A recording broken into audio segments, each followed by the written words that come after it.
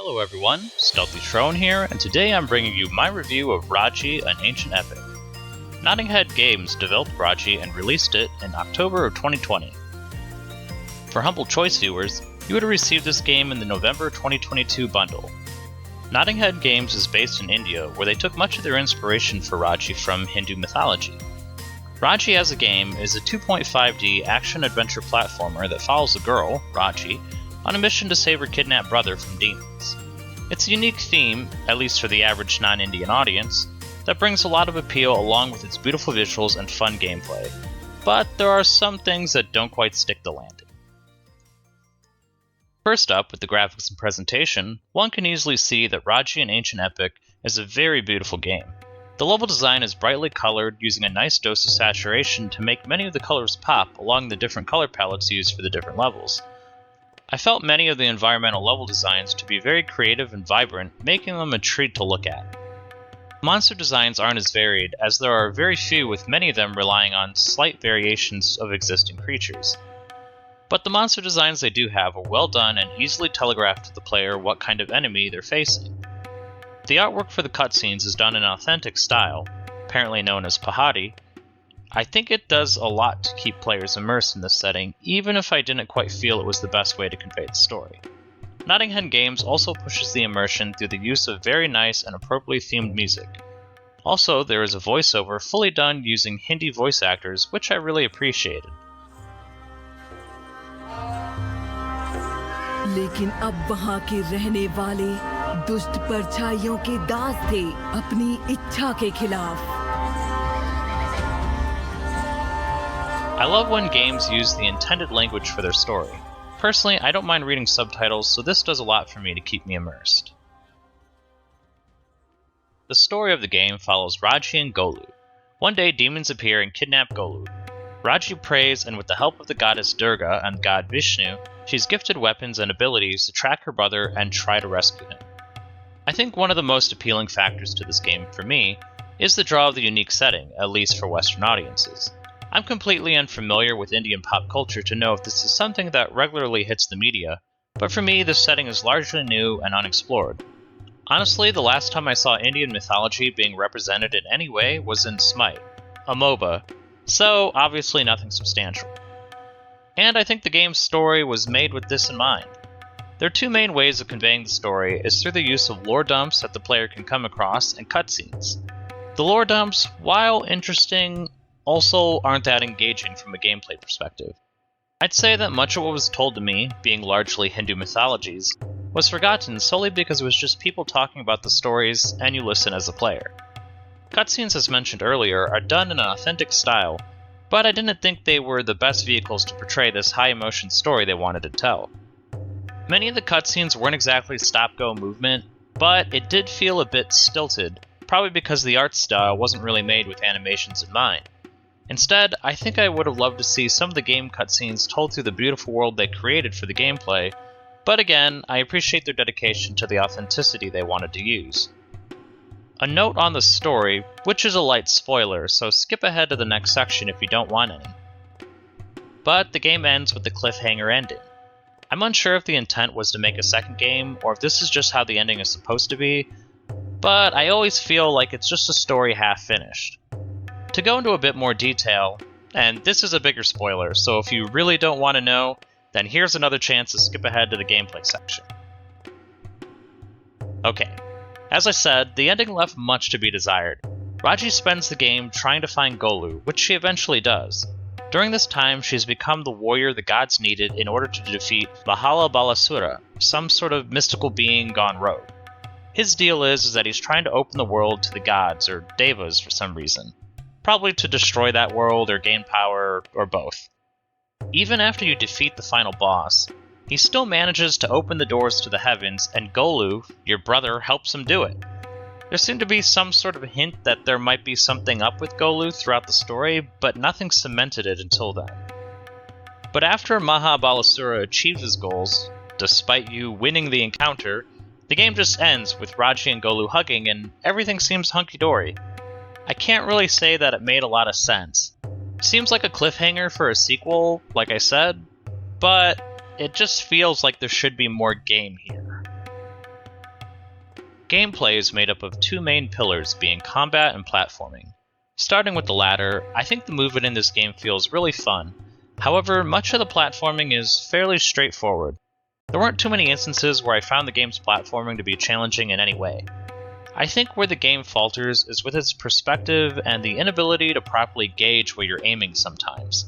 This can make certain jumps and aiming at enemies very difficult because there's no good way to determine where you, or a projectile you're firing, is going to land.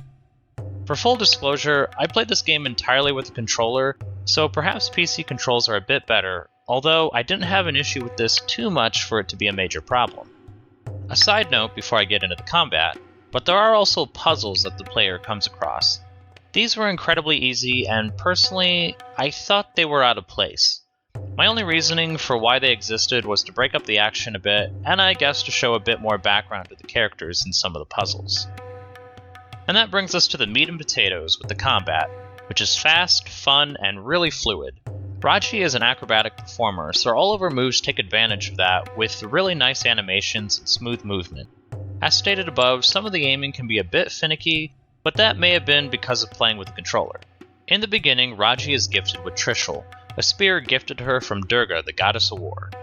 Over the course of the game, you get two other weapons and one final weapon reserved specifically for the final boss. More on that later. The spear, sword and shield, bow, and eventually the chakram all have their own moves and playstyles that make each distinct. On top of that, you eventually gain access to three different elements, lightning, fire, and frost, which all have upgrade trees that could be used to augment each weapon, changing their special abilities and adding supporting buffs. However, in order to upgrade these abilities, players need to search high and low for shrines that could provide upgrade orbs. I like this encouragement of exploring levels, although I did feel a bit like I was lagging behind if I didn't find these orbs. That said, you can rearrange the orbs at any time, making it really easy to change specs if you need. The difficulty, for the most part, is pretty decent. I played it on normal until the final boss, but again, more on that later. Many of the fights in the levels have decent progression, and they do get pretty challenging. Luckily, there is a decent checkpoint system, so if you die, then you're usually just a step away from jumping right back into the fight. Furthermore, within the fights you could utilize the special moves, after you charge it up, to disperse enemies, and when an enemy is close to death, you could do a finisher to regain some health. Now this is a really important point to consider when talking about boss fights. The entire game molds the player to fight mobs with this mentality of being able to heal during the fights. In addition, many of the mob fight arenas have various environmental things for Raji to use her acrobatic skills to do different attacks and get away from enemies. However, in boss fights, this is pretty much non-existent.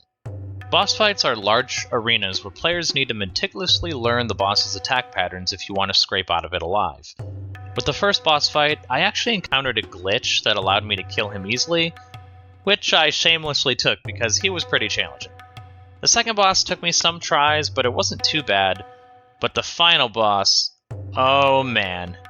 This put me through a Souls-like difficulty level of pain. Some spoilers ahead for the final boss. If you'd like to skip them, then just jump over to the value section.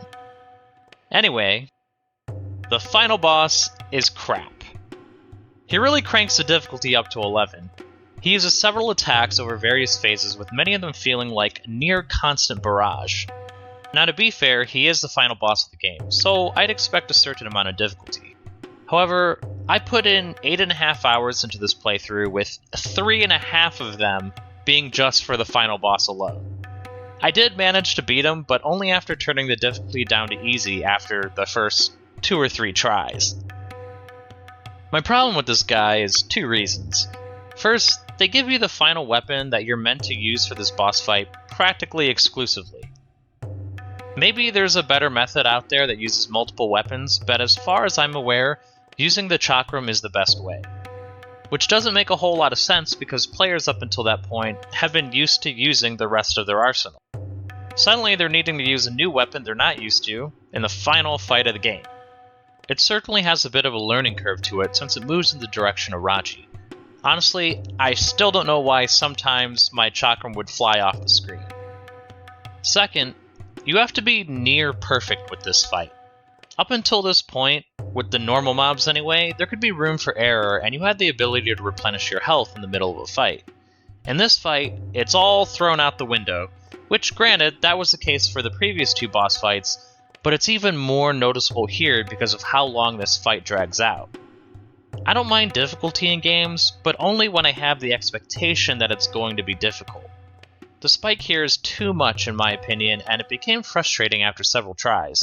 I only pushed myself on for as long as I did so that I could beat the game for the review, but I really did consider throwing in the towel. Funny enough, the developers apparently changed this boss fight in response to people saying it was originally too easy, but I think they went too far in the other direction. And that brings us to the value of the game. Raji runs for $24.99 USD at normal retail price, and I put around 9 hours into this game, with one of those being the initial impressions I did for the Humble Choice review. So around 8.5 hours in total for a playthrough. However, if we subtract all that time putting into the final boss into something that, for me, would be expected, then I'd say there's about 6 hours of gameplay here if you're not going for 100%. I'd say there's no replayability for this game, other than to go and try to get all the achievements or play it on a harder difficulty. But I have no idea why you'd want to put yourself through that. Personally, I don't think that it's a very good value at full price. The uniqueness of this game really sells it though, and that alone might be enough for someone to want to support this Indian-based indie dev team. However, the story could have been executed better to really let the Hindu mythology sink in or push the emotional aspects of it. The combat here is fun, but the final boss will really throw players through the ringer.